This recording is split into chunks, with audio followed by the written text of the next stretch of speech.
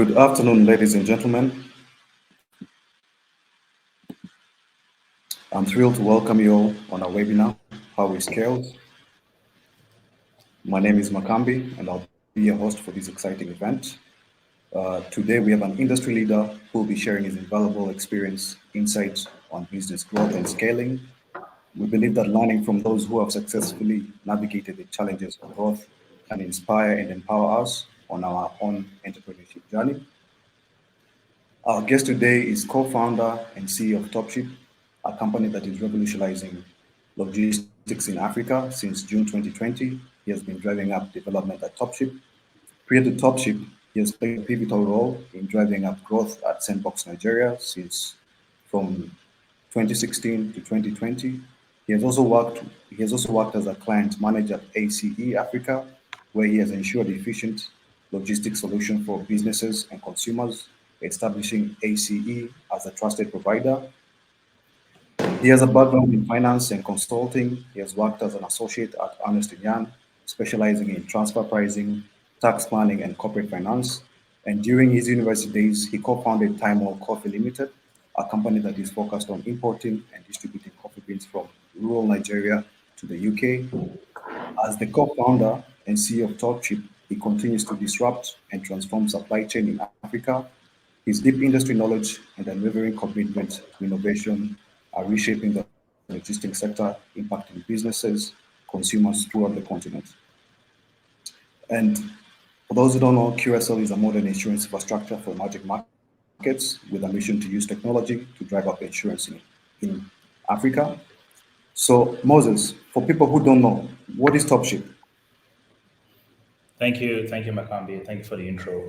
Topship, in a nutshell, is we are a global shipping platform. Essentially, what we do is we use technology to make international delivery, international shipping simple and affordable and accessible to African businesses. Amazing, amazing. And how did you guys get started? How did Topship get started? So our founding story is an interesting one because it was basically in the midst of the lockdowns in 2020. A lot of things changed about the world and changed about how we viewed things in the world. So for the first time ever, I think for the first time in over 100 years, people were locked at home across the world. And two very interesting things were happening in that period was very high demand for goods to be moved from country to country, from port to port, etc.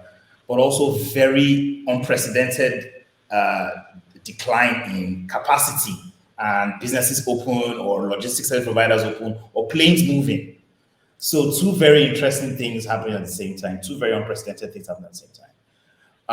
And I think at that time, there were a lot of merchants in my community, within my community, who had this problem. They had things that they had to sell out. For example, a very good friend of mine had leather he had to export from Kano. And it was a pressing need, but there were very few service providers available. And so that was basically the scenario that created Topship. The initial intention was not to start a company, to be very honest. So basically, that was how Topship started. It was, okay, let's help these merchants access, these markets in these unprecedented times. And of course, because of the times, there was unprecedented access to assets as well. You could get very good prices because capacity was at unprecedented lows. There was access capacity on some of these planes and cargo planes, etc. And so it was a very interesting time to do business, to be very honest with you. And that was the scenario that created Topship. And of course, it didn't start as a company initially. It was just a hustle, really, just trying to get these merchants the service that they need. And I knew a little bit about the industry, and so I sort of just jumped in there and helped. But as it started to snowball, it morphed into what it is now, which is a business, a shipping business and a company. But of course, it was after a period of time, said that okay, there is continuous demand, it's rising, and so many merchants have this problem. And so there's a very strong case for what we're doing. And so that was how we just were off to the races. And you previously spoke about how merchants are at the center of Topship. As a company, how did you decide on the main problem, how you're going to solve it, and who you're going to solve it for, and why merchants? Yeah. So I think that's a very powerful question because the industry is basically separated. In terms of, if you look at how people try to solve problems in this industry, it's usually on one side, either on the service provider side by helping logistics services providers become more optimized, etc., or on the merchant side, which is finding out what the merchants need, helping the merchants as much as possible to do their business when it comes to supply chain. And you can approach it from either or. So we've taken the merchant focus approach, and the reason why is because just we can learn so much from these businesses, and because we are primarily we're innovators in this market, and that we see ourselves as innovators in the global supply chain markets, the global logistics market. And so, as innovators, we need to take like very interesting approach to solving the problem. And the only way we can get the necessary information, real information, is by focusing on the people who have this demand, the people who are the shippers, the people who need to send stuff. And so that was when that thesis was formed, right? And it's sort of like has been a successful, I would say, a more successful path for us because the merchants are more willing to share information with you, they're more willing to give you data. The merchants are the center of aggregation. That's where you get your demand. The merchants are the ones that pay you, very important part, right? And so it's that merchant focus we've seen has been a very powerful core for us, and so that's why we decided to stay there. And I'll say deciding to build for the merchants in a very interesting way also covers so much ground because some of the solutions you're building for merchants are very much applicable to logistics service providers as well and people in your industry. And so I think that when you focus on the merchants, you can cover way more ground. That's our thesis anyway. And so I think there are two ways of looking at the industry: demand side, supply side, merchant to supply side, demand side, and we decided to place our bets there. And so deciding to build for merchants really, because again, if you think about how Topship was formed, it started off with this huge demand from merchants to want to ship things. And so that was from the very beginning, that has been at the center of who we are. It's just that merchant focus because merchants, the demand from merchants, the pressure from merchants, these are the guys in the midst of this unprecedented lockdowns who actually had crazy demand to send stuff out of the country and to bring stuff into the country. And so they were the obvious choice. It wasn't like some brainy psychic decision. It was just the obvious choice. They were the ones who had money and had demand to send stuff, and that hasn't stopped since then. So I think deciding to build for them, of course, was a no-brainer. And throughout our journey, it's interesting because when we started, it was solving those merchants' problems and then thinking of how to use technology to apply certain solutions. But when we started, it wasn't a tech company initially. It was basically a shipping service. And that was before, Topship, the tech company, was born. And so I think that has been like a natural evolution for us. All right, amazing. Makes sense. Makes a lot of sense. Ladies and gentlemen, for those who are just joining our webinar, should you have any questions, please leave them on the chat. Our guest will be able to answer them at the end of the session. So speaking about challenges, as a logistics company, just getting started out at that time, June 2020, during COVID time, despite COVID, what would you say were the major challenges starting Topship then? Yeah. So I think the first big problem that we faced very early on was getting access to really quality talents that could build the sort of solutions we needed. People that would partner with, that would stay with us and would invest in this journey, right? Because I knew that because I had that validation that this was something we were going to build for, and I'm fully committed. Now I need to find people that are sort of on the same wavelength, but are also technically very good. So that was off the bat, and of course you had no money. So I mean, right? It's not that you can lure them in with money. You had no money, so that's a very difficult problem to have. And I think anyone in my position, anyone that started the business, will say the same thing, right? So getting very good people on board was a big problem. And the world was changing and evolving. People's idea of a career was changing and evolving. So many things were happening at the same time. Remote work, was basically became a thing at the same time as well. And so grappling with all those things, when basically my entire career I've been working from the office. It's been a normal world since I started my career. And for the first time, and at the same time, I'm starting a business at the same time where the way work is thought of as changing as well. And then you have to hire people and manage them and sort of get them rallied around a vision. That was very difficult, right? And it's still a challenge, right? I think it will be a challenge for anyone that manages people. But I think that was the initial hurdle that we had to face.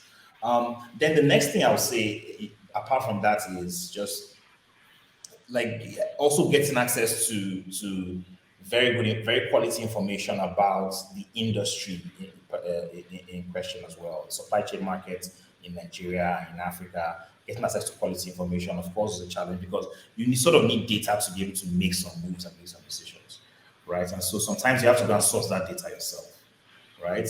Basically do the sampling yourself. So that was obviously challenging.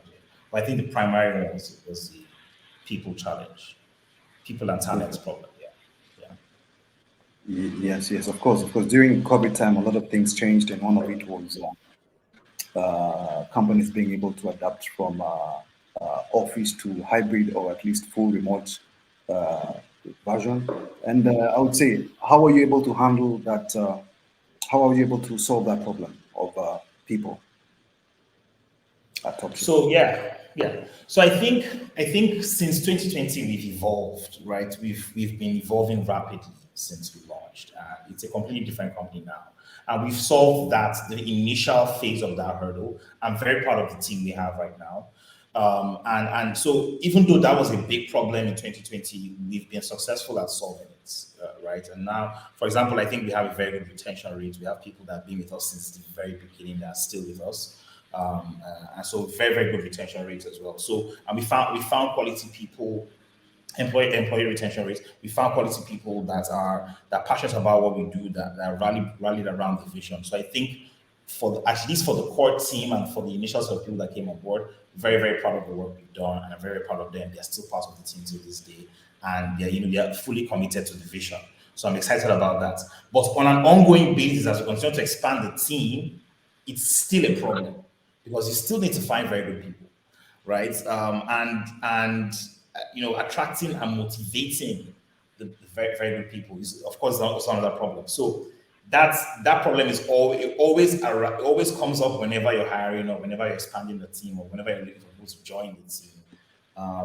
But I would say on the people side, we found very good people, including very good people managers as well, that have helped help solve that problem and sort of ameliorate. So I think that's the way we approached it, right? So I think it's sort of like it's a chicken and egg situation because in order for you to have like the culture, you need to like hire the right people, and those people now eventually become the managers of other people in the team. So I think that has been our approach. All right, makes sense. And all right, what do you think is the biggest barrier to growth for logistics companies in Africa?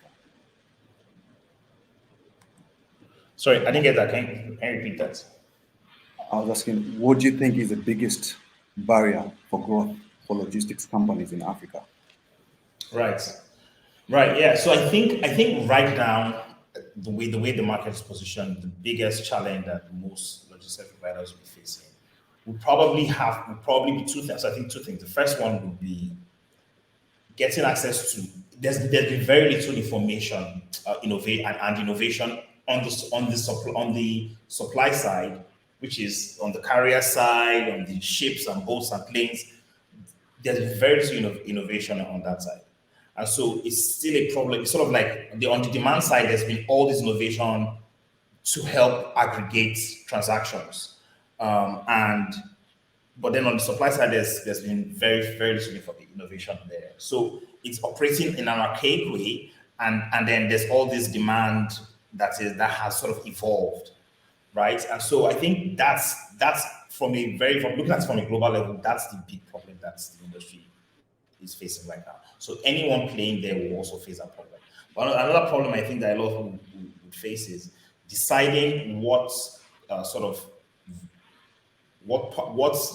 leg across the supply chain or parts of the supply chain to dominating. Because I personally, also our thesis is, I believe that it's smarter to pick a particular lane within the industry and specialize in it, right? So whether it's first mile or whether it's just inner city dispatch or whether it's intra-city dispatch, pick one lane and if possible one route and specialize in it, right? So I think a lot of people when it comes to the industry, they stretch themselves too thin. So I think it's a problem that everyone faces. Everyone feels like they can solve for many things at the same time. So deciding what to solve for very early is also a big challenge. And it's not particularly anyone's fault. It's a hard problem. It's a hard thing to decide, right? Because you also don't have enough data. You don't really know what's going on in certain industry, and things are constantly changing and rapidly changing. So that's a very big problem as well. So I think that those two problems are problems that if you're coming in on the logistics service provider side, you will definitely face. Very little innovation and information on your own industry in the place you're playing in. So you're working with information from associations, you're working with information from trade groups. You're not really working with any core base of people. So that's the problem. There's very little innovation there. Supply chain industry hasn't really evolved as quick as others, right? And then, of course, secondly is deciding who to build for and picking a lane to specialize in. When speaking about competition in the logistics industry, it can get very competitive. But Topship has still managed to put a name for itself. Does Topship have a strategy for handling competition? So to be very honest with you, we don't think too much about competition, right? I mean, we pay attention to what's happening in our industry, but like again, our core thesis. So we have four values as a company, and one of them is delighting our users. Literally, that's one of our values. And it sounds very weird when I think about it sometimes, but it's literally one of our values. But delighting our users is very important to us. And those users are our merchants. And so we are obsessed about our merchants. We focus on them obsessively. And I think that's the cure or the antidote to a lot of the noise, and especially when you're in a space that seems to have a lot of players, is starting with a niche first, I think has been helpful to us. So we've picked a core, maybe smaller group of people and decided to build for them, right? And so there's a lot of stuff happening in the industry. And we've said, for example, we made our bets very early on air freight, and we've been committed to that air freight bet, right? So we've picked our own space on both sides and we're here to play there. So that's the antidote, in my opinion, to a lot of the competition in the markets. And I think that it applies to a lot of people as well. A lot of successful players in our industry, if you look at it globally, for example, Flexport is just picking a particular lane or a route and dominating in it, right? So that's one way that they've stood out from all the noise in the industry. And that's how you sort of create your own niche and have, you get specialized in a particular route and you build for that route. And regardless of what's happening everywhere else, you're committed to that. And every day you get better. And you notice that after you look back after 5 years and you've basically dominated the entire route. So that's the way we think about it. Because again, it matches the way our industry is structured. It's very difficult for one person to be good at everything across the value chain, right? So it's very hard for one player to be good from end to end. Very hard, and from all different categories of shipments. So picking one specialization and one route or a couple of routes to specialize in, I think, in my opinion, is the antidote to the chaos of the industry, in our industry. Makes sense. Focus on focus on your goal. The Topship is merchants. That's where you focus on. You don't focus on the competitors. That's Yes. really insightful. Yeah. What would you say are the three main misconceptions about starting up a logistics business in Africa? So I'll say one of them is that I think people say you can't make any money, or the margins are usually slim. I think that's one cliche, is that logistics business is, it's so difficult. You can't make any money, the margins are slim. I don't think that's still true.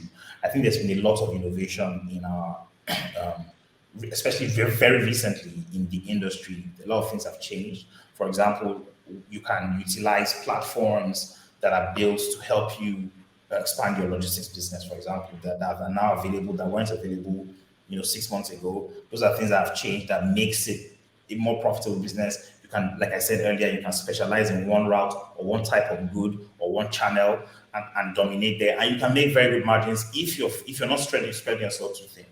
So that's the one misconception that I'll say is pretty, because when you tell people, when you talk about logistics industry, everyone thinks, oh my god, the margins of this super thing. You guys must be killing yourself every day and not making any money, right? But like that is, part of like the old way of doing things. When you use technology in a smart way, innovative way, when you find very interesting ways to work with the merchants and work with service providers, a lot of things can be done very easily. When you specialize in one route, and specialize in one type of good and gain dominance there, you can make a good amount of money. And so I think that's one misconception. I think the way people have viewed it needs to change, or the way people view the industry needs to change. There's been a lot of innovation, especially very recently.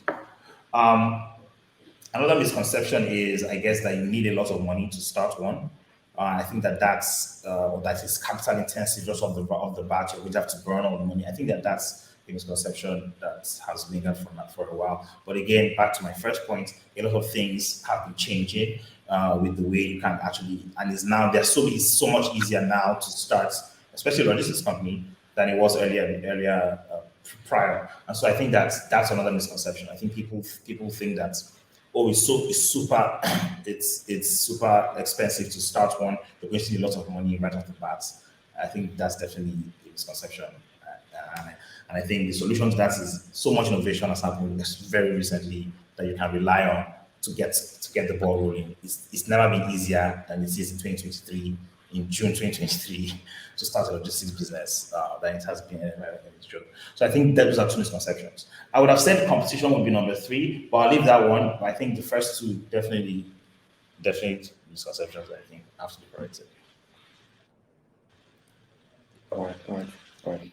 Ladies and gentlemen, for those who are just joining our webinar, How We Scaled, should you have any questions, please feel free to leave them on the chat. Our guest will answer them at the end of the session. Moses, in your experience at Topship, what role has embedded insurance played in helping mitigate risk and scale? Yeah. So I think that has been a very big subject in our business since day one. Is how do we ensure our merchants, at the center of the merchants' concerns as well? How do I make sure that my goods are covered in case of anything? In case the 0.01% happens, how do I make sure that my goods are covered? That's where insurance comes in. So finding a way to basically build insurance into our products in a way that makes it very easy for our merchants to buy insurance for their goods has been a game changer for us. I would say personally, it has been a game changer because that's the antidote to unlimited financial exposure, right? And it's been a game changer, like I've said, and I think it's changed the way our users interact with our products. It has improved the trust in our product from the merchant side, made the merchants way more comfortable with making the decision to ship their valuable products, right? And so I think, and also making it easy to understand what it means, understanding, all the different types of plans that they could buy. Has also simplified things and made the decision easier. And that's changed the way our product is used. It's changed the way our merchants interact with us. And it's also covered us as well as a business, right? So I think definitely a game changer for us. Makes sense. Makes a lot of sense. And before embedded insurance, what was the insurance solution for Topship? So it was very, yeah, go ahead. Sorry, and how did embedded insurance disrupt this? Yes. So I think there was a lot of, prior to having the solution that we had, especially with Curacell, there was a lot of manual work behind the scenes in order to make insurance work. And that, of course, was open to so many errors and so many delays, right? And I think that it just increases that risk of unlimited financial exposure, which you really don't want. And also just it makes it more difficult for your users to use the product and trust the product and have peace of mind. And so when it doesn't work, when that fails, because it has high potency to fail, because manual processes, filling of forms, making phone calls, chasing down agents, digesting documents that you don't really understand, making those decisions every time you needed an insurance to buy insurance products just made it more difficult for us as a business and also for our merchants. Also made it difficult for us to present those options to our merchants so that they can buy insurance by themselves. But with technology and with Curacell, we've solved that problem. And now, as part of the booking process, whether you're integrated with our products or you're booking it on a web app or a mobile app, you can very easily buy any insurance plan that you want, and it's easy to understand it. And you buy it and you check out, and you're covered with that transaction. And so I think that's been a game changer. First of all, we as a business, we don't have to do that manual process behind the scenes, the running around, the phone calls, the papers, and the forms. That part's been eliminated completely, and that has just saved us so much time, right? And so I think that's been a game changer for us. And then, of course, for the user can now very easily buy insurance and pick the different types of insurance plans depending on the type of good they're trying to ship, and make a decision and pay by themselves. That has been the game changer for the user as well. So I think on both sides, those are the differences. Yeah, that's amazing. Yeah, manual assurance can take up so much time and lay you back up for some time, but with technology and insurance technology like Curacao makes everything seamless. Yes, absolutely. Yeah. Are there any challenges? Well, are there any changes you'd love to see, specifically in the embedded insurance, specifically when it comes to logistics industry? Do you have any changes you'd like to see? So I think one of the things that I think maybe needs to be improved on in the industries, there's been a lot of hyper focus on goods in transit, and that has been sort of like been the bedrock of funding on the insurance part, goods in transit, and that, because that transit is where the assumed high risk of loss or damage exists. But I think just more focus on burglary and fidelity guarantee. You know, I think like those are also very important, because so many other things apart from so many other things can happen when shipment is not in transit, and just increasing the pool, having that way more option pool for the merchants to select the exact type of transport. So I think on that side, that needs to be solved, because there's been hyper focus on goods in transit. And I think that's a very important problem to be solved, because across the value chain there are risks on every side.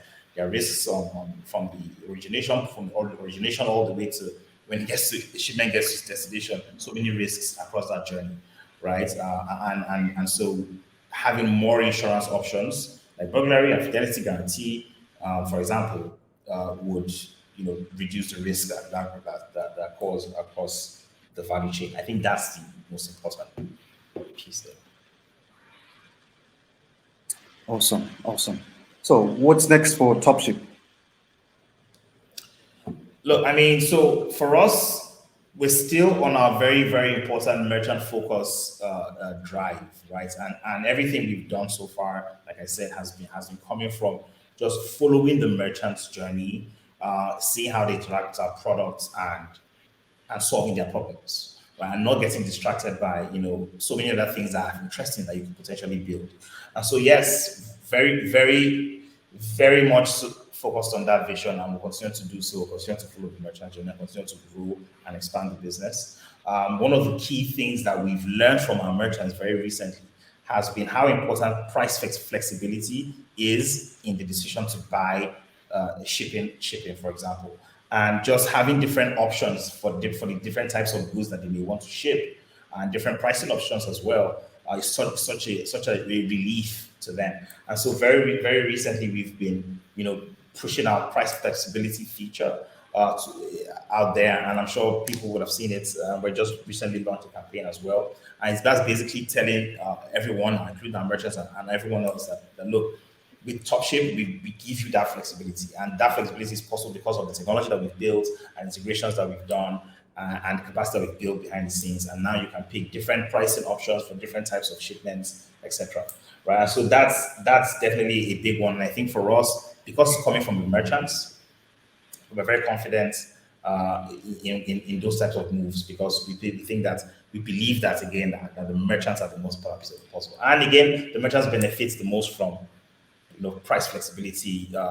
For example, you may want to ship a box of shoes to Turkey, but the value of the shoes is lower than the shipping value.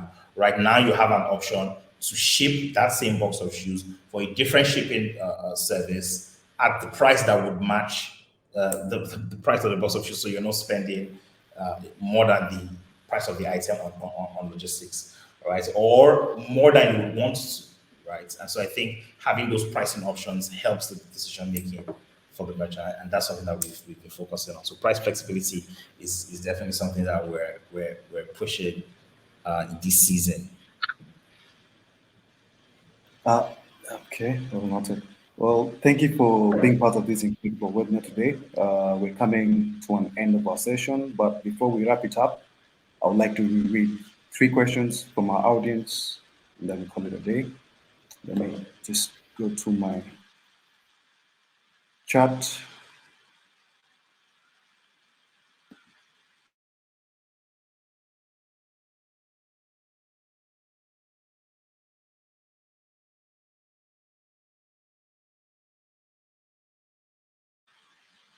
Well, I don't see any questions from the chat. Well, once again, Moses, thank you very much. And thank you, audience, for this active participation. If you'd like to connect with Moses, his LinkedIn handle is on the chat. If you'd like to reach out to QSL, the link is on the chat, or you could send us an email at marketing@qsl.ai. I look forward to connecting with you all in future endeavors. Stay inspired, stay ambitious, and keep scaling to new heights. Goodbye, and have a wonderful day. Thank you all.